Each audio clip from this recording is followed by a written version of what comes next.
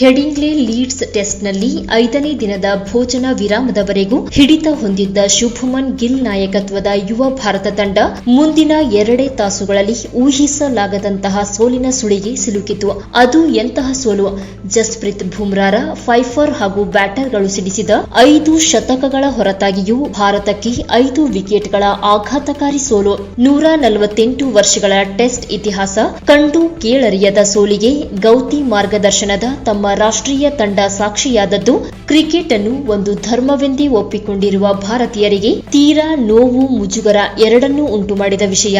ಕೈಬಿಟ್ಟ ದಾಖಲೆಯ 8 ಕ್ಯಾಚ್ಗಳು ಹಾಗೂ ಮಧ್ಯಮ ಕ್ರಮಾಂಕದ ಬ್ಯಾಟಿಂಗ್ ಕುಸಿತ ಈ ಸೋಲಿಗೆ ಕಾರಣವೆಂದು ನವ ನಾಯಕ ಗಿಲ್ ಪಂದ್ಯದ ನಂತರದ ಸುದ್ದಿಗೋಷ್ಠಿಯಲ್ಲಿ ಹೇಳಿರುವುದರಲ್ಲಿ ಸುಳ್ಳಿಲ್ಲವಾದರೂ ಸ್ವಯಂ ಕೃತಾಪರಾಧವೇ ಈ ಕುಖ್ಯಾತ ಸೋಲಿಗೆ ಕಾರಣವೆಂಬ ಮಾತು ಅಷ್ಟೇ ನಿಜ.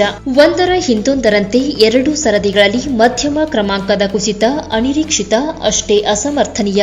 ಮೊದಲ ಸರದಿಯಲ್ಲಿ ಕೇವಲ 31 ರನ್ಗಳಿಗೆ ಕೊನೆಯ 6 ವಿಕೆಟ್ ಕಳೆದುಕೊಂಡ ಗಿಲ್ ಪಡೆ, ಎರಡನೆಯದರಲ್ಲಿ ಮತ್ತೆ ಎಡವಿ 41 ರನ್ಗಳಿಗೆ ಕೊನೆಯ 7 ವಿಕೆಟ್ಗಳನ್ನು ಬಲಿಕೊಟ್ಟಿದ್ದು ತಂಡ ಸೋಲಿನಾಳಕ್ಕೆ ಇಳಿಯಲು ಕಾರಣವಾದ ಪ್ರಮುಖ ಅಂಶಗಳಲ್ಲೊಂದು.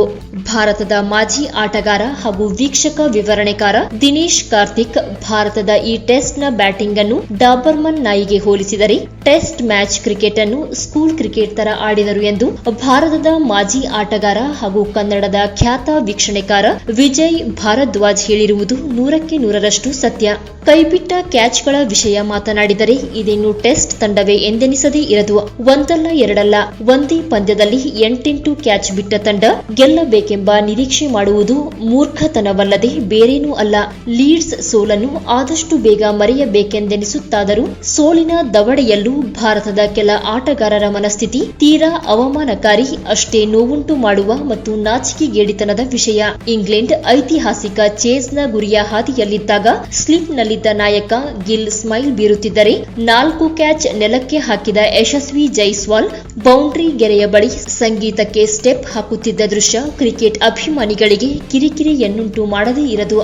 ಅಷ್ಟಾಗಿಯೂ ಸುಲಭವಾಗಿ ಅರಗಿಸಿಕೊಳ್ಳಲಾಗದ ಈ ಸೋಲನ್ನು ಹಲವರು ಕೊನೆಗೂ ಇದು ಕ್ರಿಕೆಟ್ನ ಗೆಲುವು ಎಂದು ಹೇಳಿ ತಮಗಾದ ನೋವನ್ನು ಮರೆಮಾಚುವ ಪ್ರಯತ್ನ ಮಾಡಿರುವುದಂತೂ ನಿಜ.